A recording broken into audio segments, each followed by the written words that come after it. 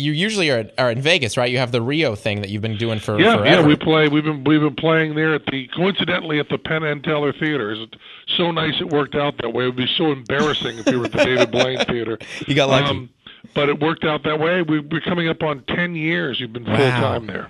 But it's not a bad place to live, considering you're living in the middle of the desert. So it's a little like living on the bright side of the moon. I mean, nothing but rocks, nothing green, nothing can grow. It's the perfect place for Penn and Teller. But you can't be a gambler and live in Vegas. You don't gamble. I don't know. I think some people are. I mean, I'm not myself. You know, I've never had a drink of alcohol in my life or any recreational drug, and I don't gamble at all. Yeah, I read that about you. I found that really, really interesting that you never have even tasted alcohol. No, I mean, I guess that's not true, because there are some foods that have some of the taste in it, I suppose. That's true. And I mean, vanilla extract has a certain amount of alcohol, but never a sip of wine or beer or any sort of spirits, as they were called back 100 years ago. We're a rock station, so a lot of our demo probably cannot relate to that at all. Well, you know, one night I was out for dinner. This is quite a dinner to have, with Lou Reed, David Bowie, and Iggy Pop. Okay. It was the four of us out to dinner.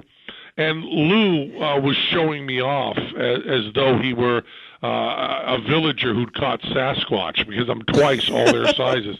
And all they could keep asking me was about the no drugs thing. I mean, they would just say, you know, Lou said, you know, Penn's never done any drugs or alcohol in his life. And then David Bowie would say, have you drank? And I'd say, no.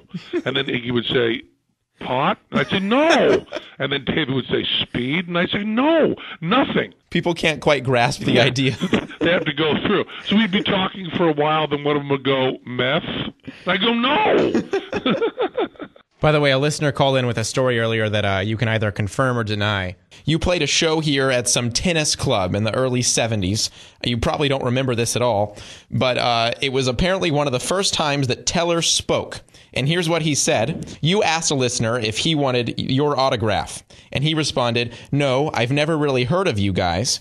And Teller said, you little shit. Boy, that doesn't sound true. Do you think that's a true story? I don't think it is at all. You know, there was a story going around for a while that I was asked about over and over again, with Penn and Teller walking into a bar and the bartender looking over at Teller and knew how to do ASL, American Sign Language, and signed to Teller, hello, how are you?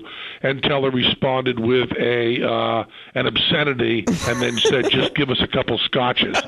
And it was so funny that story was going around, because first of all, Teller and I rarely socialize. Right. When we do socialize, which is, you know, a few times a year, it's dinner or a movie or a show. It's never in a bar, and neither one of us drink. And Teller would never be that kind of rude, and both of us know a little bit of ASL. So every single part of that story is wrong. Finally, you have your rant thing on your website as well. Sure. And also, I believe in your show, you mention masturbation a lot. I don't know if you realize this, but you talk about jacking off more than you'd realize. On the show bullshit, right? Yeah, on the show bullshit, but also you mention it on your rants online. Is this like something that's just such a huge part of your life that you can't escape talking about jacking off? You know, I guess it's kind of like the Eskimos having 23 different words for snow. Even though that's not true, that's an urban myth, I still think it shows that we talk about what we know. Well, I suppose, and you know jacking off. I think I do, yeah, I think I do. As a matter of fact, I mentioned that, you know, in England, there are hundreds of terms. My favorite euphemism for female masturbation is auditioning the finger puppets.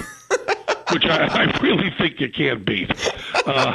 Once you've heard auditioning the finger puppets, I think you don't need any terms for male masturbation. That's pretty much it. All right, Penn. Well, we're very excited for you and Teller to come to the California Theater, of course, this Friday, October 15th. The show starts at 8 p.m.